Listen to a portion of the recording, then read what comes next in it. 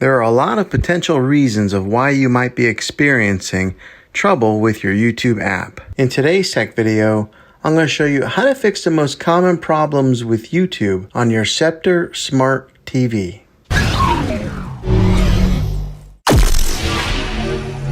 Let's see if we can fix your problems and get YouTube back up and running as quickly as possible. The first one is the easiest one to try, and that's to unplug your TV from the wall outlet and wait 60 seconds. Now don't be impatient here, wait the whole 60 seconds, then plug it back in. This is very different from turning your TV on and off with your remote control. This is what we call a hard reset of your TV, so make sure you do this method. If that doesn't work, then find your router that is giving you Wi-Fi and unplug the power to that for 60 seconds.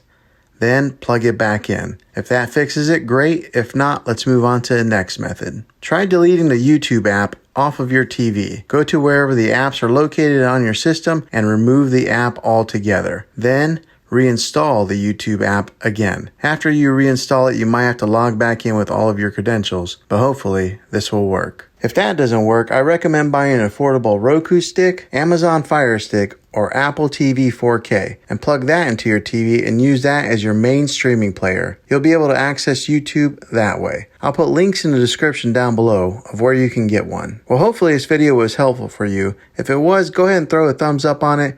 Go ahead and hit that subscribe button. I make tech videos all the time, and I would love to have you back in the next one. Take care.